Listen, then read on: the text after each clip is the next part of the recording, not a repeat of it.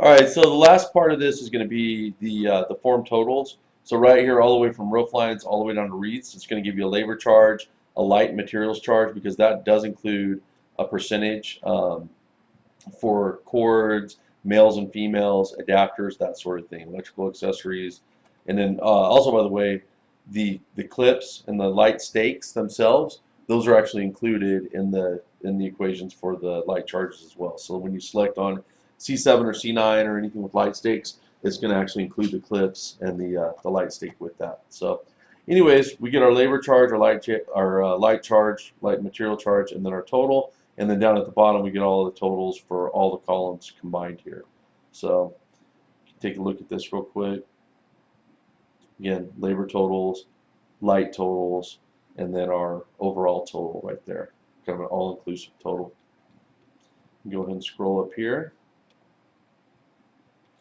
Now, at this point, what you're going to do is go ahead and start putting your information in. I already put most of this stuff in because I don't want to sit here for 6 or 7 minutes and have to type in this stuff as you guys are watching it.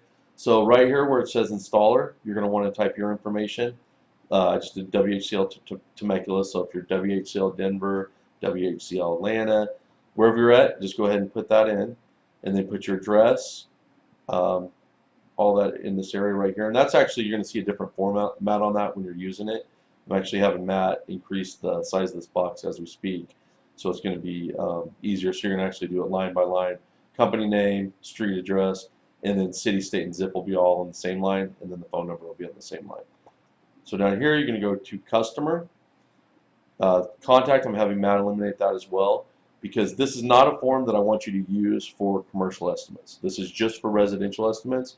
The commercial estimates, I want you to go back to your office, put that onto our more formalized form with the letterhead, and then email that. So again, this will be the form that's only for the residential customers.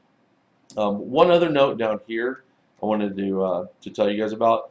With the light charges, although a lot of the materials are included, timers are not included. So please note, you do have to charge for timers, and where I want you to do that is going to be in this additional charges section. So again, very important, make sure that you do charge for timers, and that's something when you're doing the estimate, you kind of need to determine how many different power sources there are, and based on the size of the job, and how many timers that you're going to use. Okay, so very important that you charge for that. And I'm just going to zero this out right here because I had that in, or actually, no, I'll go ahead and leave that because we're assuming that we have 6 timers on this job. So anyways, back to this part up here, customer name, customer's address, their city, their state, their zip code, their phone number, and then the customer's email address. Again, this is just for your reference. It's going to go on the form, but at this point in time, it will not, unfortunately, be emailed to them. So right here, I want to do my description. And that's going to be based off of the estimate that I've given them. And going through this, when we look back down here, this is going to be very uncommon. This is a really large job. I mean, it'd be great to get this this high every time, but to have all these different categories, I'm sure whoever's training you will tell you this. Your certified trainers, master licensees, will tell you that very rarely you're going to have roof lines, windows, balconies and fence lines, columns and palms, bushes, hedges and flower beds, trees, light stakes, and wreaths. It's more likely going to be a different variation of that. So with that being said, everything that you do have, it's very important that you put a description, a detailed description in this area up here. So with this, I've got front and side roof lines in C9 warm white LED. I've got my windows, my 5 windows in the front of the house in C7 warm white LED. Backyard fence, swags of multi-mini LED. 4 palm trees located on the left side of the house in mini warm white LED. 6-inch spacing, so it's important that I note the spacing on the palm trees. 5 palm trees on the right side of the house in mini warm white LED. I forgot to put the spacing in there, so just go ahead and type that in so you guys can see how I do the typing as well. LED 6-inch spacing. Again, very important because these are the notes that your crews are going to go off of, and you are going to have pictures that you're going to take that are going to back this up as well. So you do, this description is not by any means in lieu of pictures. You still are going to need to have pictures for them to reference for the jobs. That's very important. And again, all this stuff, you just type it in. If I wanted to add more stuff here, it's just all typing it in, all the description. So let's get back up to the top where I was talking about the description here. Hedge running across the front of the house. I want to do the front, sides, and top in mini multi-LED. 3 large trees in the backyard in mini LED warm white. Moderate inside wrap. So it's important that you give the full description here. Okay, the large trees, moderate inside wrap, and the type of lights that you're using on it. 2 medium trees in the front yard in mini LED warm white, moderate outside wrap. Approximately 6 timers. So I noted that there. And my lights, I've got the choice. You can select one, purchase or rental. Most of the time, I'm hoping that you guys are pushing these guys towards an all-inclusive rental. But if not, then you can see if you go with rental, it's got a total here.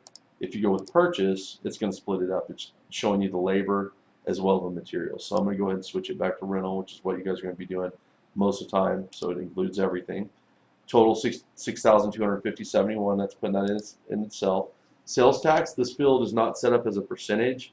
It's set up as an actual number. So if you were, let's go back to making this a purchase.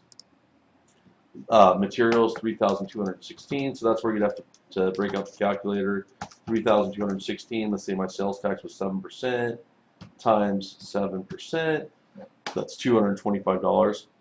So I'd simply add that into the sales tax spot. Okay, but we're not going to need that because we're going with a rental here.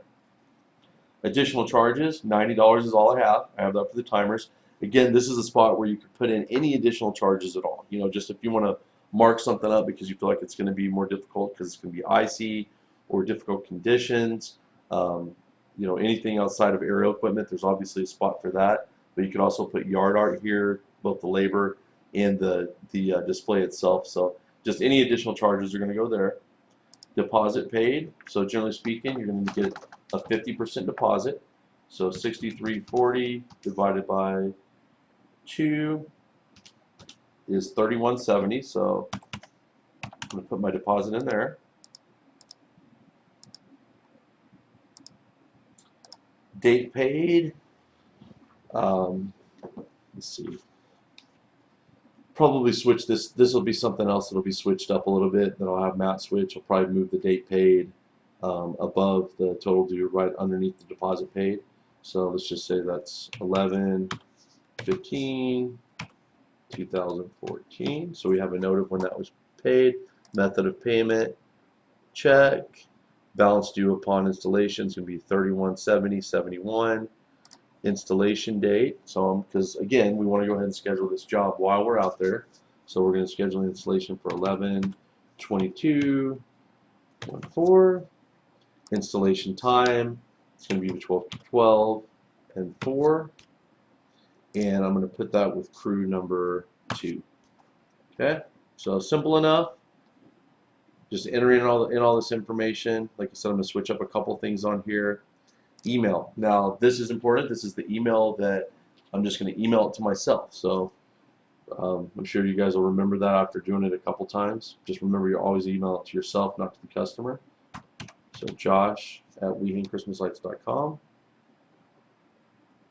And the reason we want to do that is so that, because obviously you could email it to the customer and they could reply back to you, but we just want to make sure that you have a copy of this estimate as well. So it's just as easy for you to get it and then forward it to them, and then they'll end up replying back to you. So what I'm going to do now is I'm going to go ahead and put submit.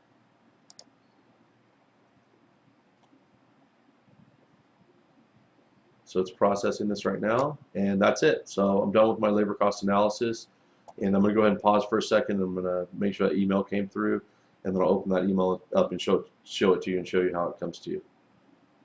Okay, so now I opened up my email, and what I did is I opened up the email that I got, and I went ahead and put forward on it. So I'm forwarding this to the customer, Brian at busby.com, and as you can see right here, we've got our company logo. It's got the information for the installer that you inputted about you want to input about yourself. It's got our customer, their address, their phone number, their email.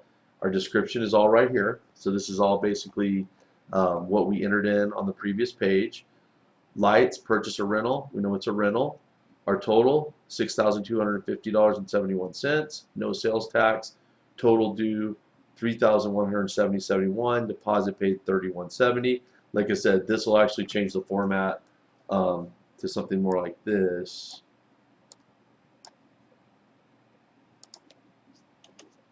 And then let's see here. Just bear with me 1 second, guys.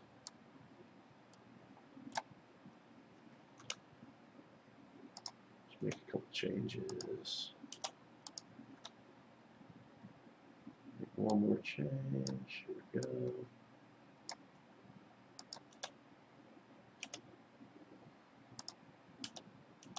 Okay, so that's actually more of the way to look. Be a total $6,250.71, deposit paid $31.70, date paid 11/15/2014, method of payment check, total due $31.70.71, balance due upon installation $31.70.71. In fact, I'll probably go ahead and eliminate this part right here. Like I said, constantly changing this thing over the next couple of weeks. You'll see changes and improvements. And we'd also welcome any of your feedback to ways that you think that we can make it better. Don't know if we can do it. It's got to be compatible with the program, but we'll certainly try based on any recommendations that we get. So right here, I'm going to have my installation date, what I put in, the installation time that I already put in, and the crew that I put in. And then right here, here's the important part, general terms. The parties agree to the following additional terms of this contract. And then you can read all this stuff right here. The most important part is by replying approved in upper or lowercase letters directly to this email, I, the customer, agree to the terms of this contract and accept this proposal on those terms. 50% deposit of total price is due now, and the remaining balance is due upon completion or installation, or of completion of installations with that, I should say. Go ahead and change that as well. Now, right here in your subject line also, make sure that you put Christmas light estimate. Please reply approved directly to this email. Keyword there is directly to this email. You need to make sure that they're not just doing approved in a separate email. It needs to be tied to this email coming from them, so that way it covers you. So it's basically like an electronic signature. Okay, so that should be pretty self-explanatory at this point. And this is something that is brand new to all of us, but any questions that you have, definitely direct those towards me. Give me a call, and I'll be happy to answer them for you. Okay? So I'll go ahead and stop this video, and we'll go ahead and discuss this.